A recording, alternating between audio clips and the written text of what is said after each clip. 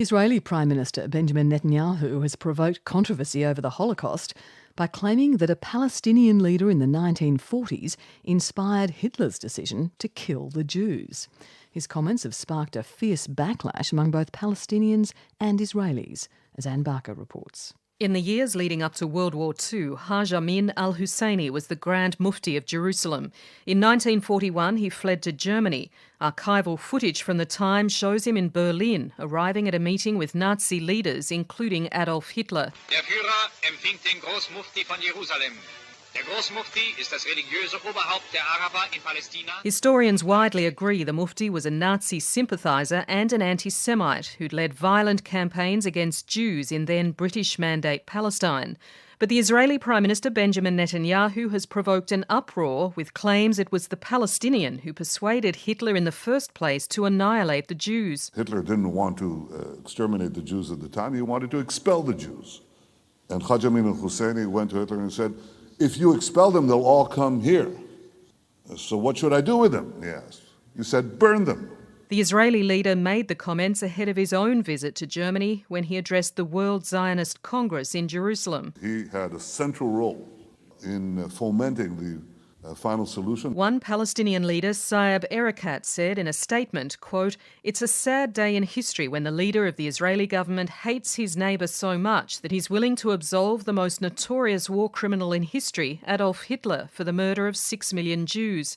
It's a sentiment echoed by Palestinian President Mahmoud Abbas.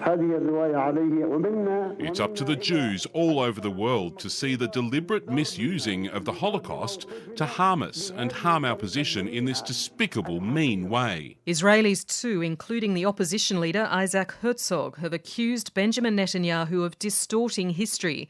Dina Porat is the chief historian at Yad Vashem, Israel's Holocaust Museum. All this began much before Hitler met the Mufti. He didn't need the Mufti in order to have the idea. It was his idea, his obsession. The German Chancellor Angela Merkel, at a joint press conference with Benjamin Netanyahu, said Germany accepted all responsibility for the Holocaust. We do not see any reason to change our view of history on this particular question.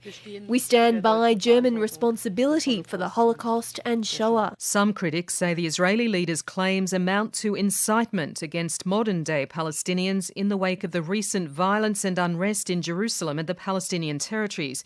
As he arrived back in Jerusalem, the Israeli leader appeared to back away from his earlier claims. I had no intention to absolve Hitler of responsibility for his diabolical destruction of European Jewry. Hitler was responsible for the final solution to exterminate 6 million Jews. He made the decision.